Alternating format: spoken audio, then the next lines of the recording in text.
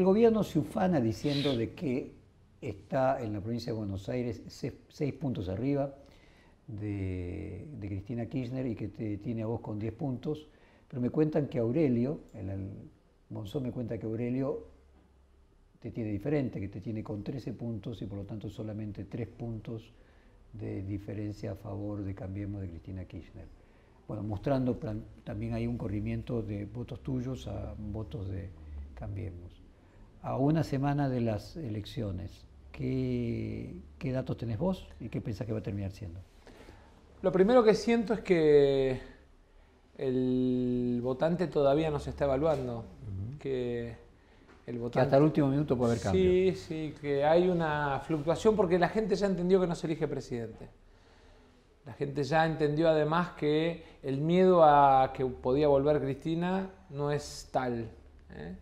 Y eso de alguna manera lo que hace es que el votante vaya a votar sin miedo, con libertad, eligiendo y además valorando una agenda de temas, que me parece que es muy importante, sobre todo estas últimas horas, poder consolidarla como propuesta para que la gente sepa cómo vamos a votar cada una de las fuerzas políticas, las 3 vamos a estar integradas en el Congreso, cómo vamos a votar frente a cada tema. Eso me parece que es lo más importante, porque en definitiva lo que se están eligiendo son legisladores, quienes sancionan las leyes. Así que aspiramos a seguir creciendo, venimos creciendo. Después de la PASO tuvimos una pequeña caída. A partir de ahí empezamos a consolidar con un esfuerzo muy grande de tratar de estar en cada pueblo, de contar nuestra propuesta, de presentar mejor nuestros candidatos, nuestra idea, de tratar de romper la idea de que solo podía votar lo malo o lo peor.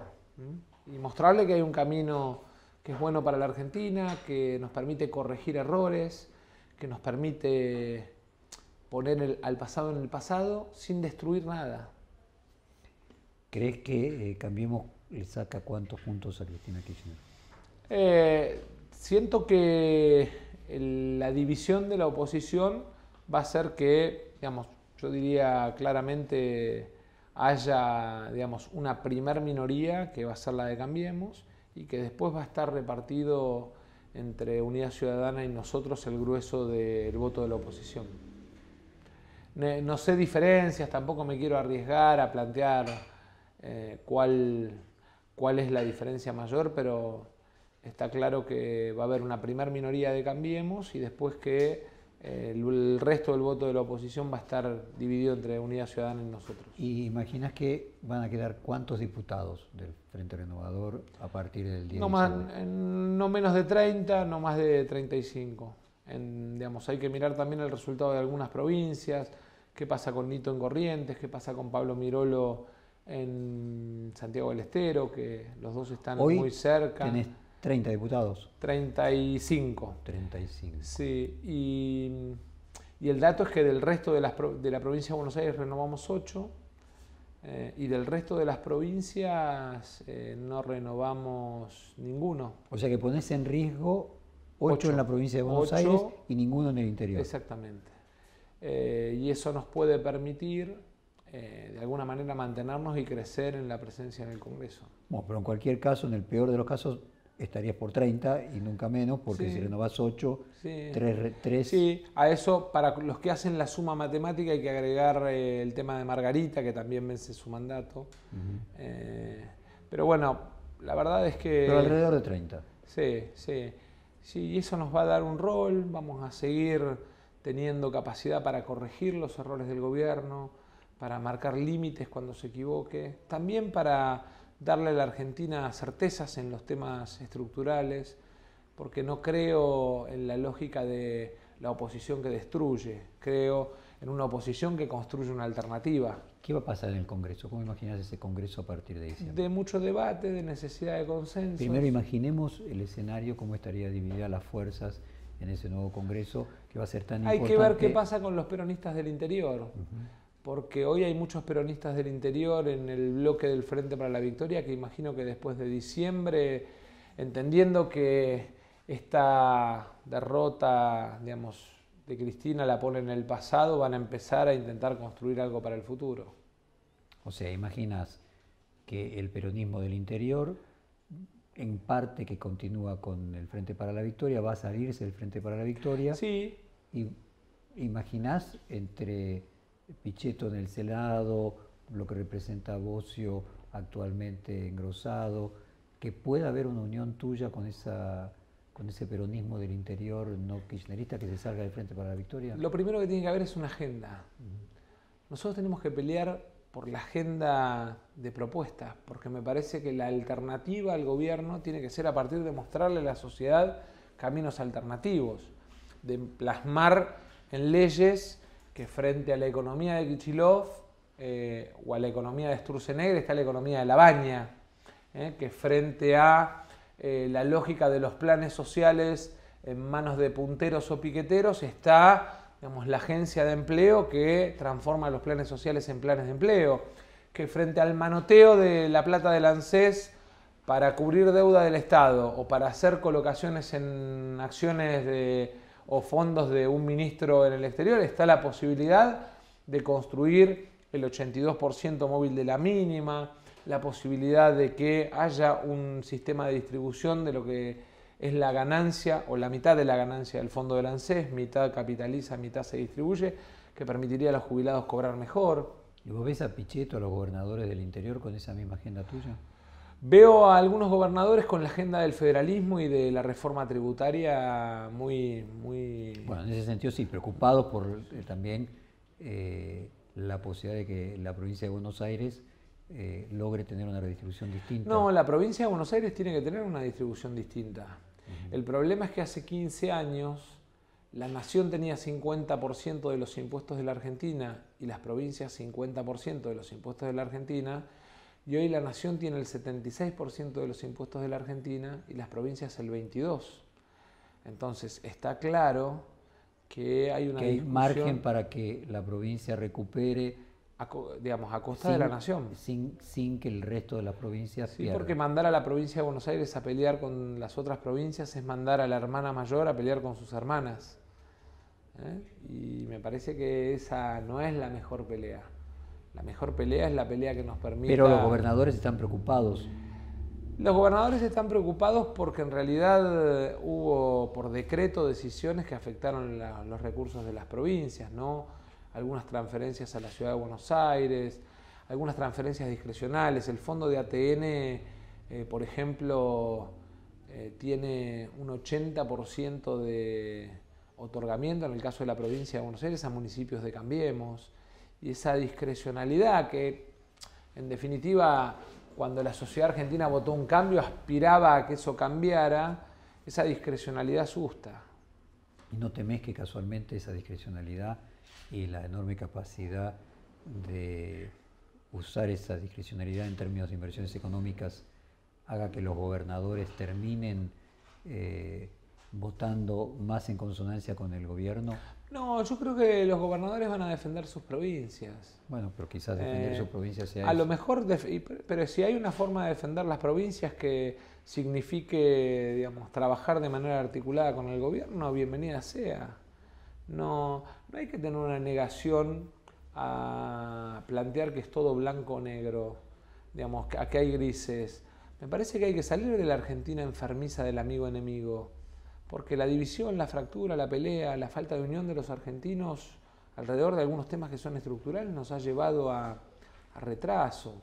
Digo, la Argentina en la política ferroviaria debió haber tenido 50 años de recorrido, gobierne quien gobierne, en la política energética. ¿Y qué te diferencia a vos de los gobernadores del interior que todavía se mantenían en el Frente para la Victoria? Que se mantienen en el Frente para la Victoria.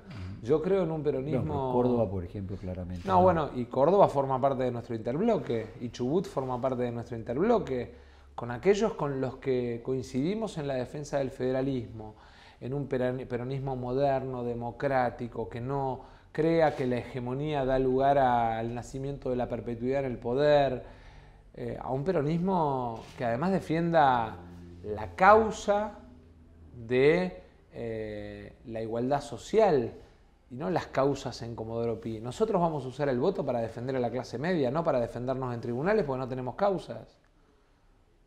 Está bien, pero nuevamente, imaginemos un contexto el 10 de diciembre como vos bien marcás, de que una parte importante de quienes todavía se mantenían, aunque sea simbólicamente, en algo parecido al Frente para la Victoria, dejen de estarlo. ¿Cómo imaginás que se reagruparía el Congreso? Con todos los gobernadores que podamos trabajar juntos, por cuestiones que sirvan para mejorar la calidad de vida de la gente, bienvenido sea. ¿Pero te imaginás que haya una alianza formal, como en su momento fue, aunque fallido, el Grupo A, o como en algunos momentos de oposición al kirchnerismo? Es que las alianzas construidas por un interés político se derrumban. En cambio, los acuerdos construidos en base a una agenda de necesidades de la sociedad... Pero imagínate, por ejemplo, ¿te imaginas que podría haber una coincidencia en una agenda? Sí, claro, sí, claro. Con Schiaretti sin duda, con Bordet sin duda, con Das Neves sin duda, con Casas sin duda. Sí, claro, sí, y hay que ser en eso generoso. Hay que tener una mirada amplia que sirva para defender además a esas provincias. ¿Y eso permitiría una construcción camino al 2019? El 2019, Jorge, está muy lejos. Muy lejos. Pero digo, camino a ese lejos. Camino a ese lejos, está claro que hay que caminar hacia la construcción de una alternativa que hoy está representada desde el punto de vista electoral. Si usted hace la cuenta de todos los frentes peronistas con otros sectores que no son ni kirchneristas ni de Cambiemos, ahí está más del 25% del voto de la Argentina. El problema es que no tiene una identidad eso. O sea, tiene identidad en Córdoba Unión por Córdoba, tiene identidad en La Rioja, digamos, el peronismo de La Rioja, tiene identidad en la provincia de Chubut, Chubut Somos Todos, tienen identidad, digamos, local, como nosotros con un país en la provincia de Buenos Aires. Eso no tiene hoy la identidad nacional, entre otras cosas, porque lo que hay que construir primero es el que nos une. Nos tiene que unir la defensa del trabajador, la defensa de la clase media, la defensa de los jubilados. Porque si no aparecemos, digamos, siendo corporativos con los que se tienen que defender en tribunales. ¿E imaginás que se puede vertebrar eso? Sí. Que hoy no está vertebrado.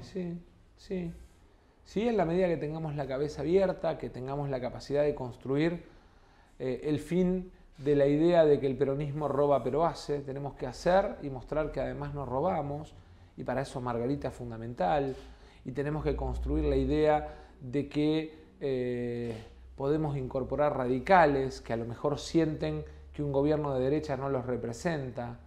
Perón, en definitiva, el legado que deja es el legado del abrazo con Balbín y la idea de que para un argentino no había nada mejor que otro argentino. O sea, vos imaginás un realineamiento de lo que eran los partidos clásicos, en el cual no puede haber peronistas en Cambiemos y puede haber radicales en la fuerza que se lo ponga. Sí, porque la Argentina ha tenido después del 2001 una implosión del sistema de partidos. Yo creo igual que en realidad la crisis del sistema de partidos empieza antes y que Alfonsín la lee bien en la reforma del 94 y él trata de meter en la Constitución la democracia de partidos como una forma de petrificar el sistema de partidos. Después, desgraciadamente, eso, digamos, entró en crisis. En el 2001 se agudiza la crisis y creo que además se profundiza tanto que en la reforma de primarias abiertas, simultáneas y obligatorias se intenta desde la participación de la gente tratar de reconstruir la forma de buscar liderazgos o legitimar liderazgos en los partidos. Pero que eso... Trasciende al 2001. Y otro ejemplo de que trasciende al 2001 es el extranjero. Es decir, salvo los países calvinistas, todos los países europeos y todos los países latinoamericanos, todo el resto de Occidente, que no es calvinista, que tenía bipartidismo, el bipartidismo estalló. Así que por lo tanto hay una fuerza mayor. Ahora vos lo que estás imaginando es una reconstrucción de dos fuerzas que compitan para que una sea competitiva, de la que sea mayoritaria, que le pueda suceder. O sea, finalmente está planteando un reagrupamiento en dos fuerzas que no necesariamente tengan la identidad partidaria de las que existían hasta el 2001. Sí, sin hacerse cargo de determinadas historias, ¿no?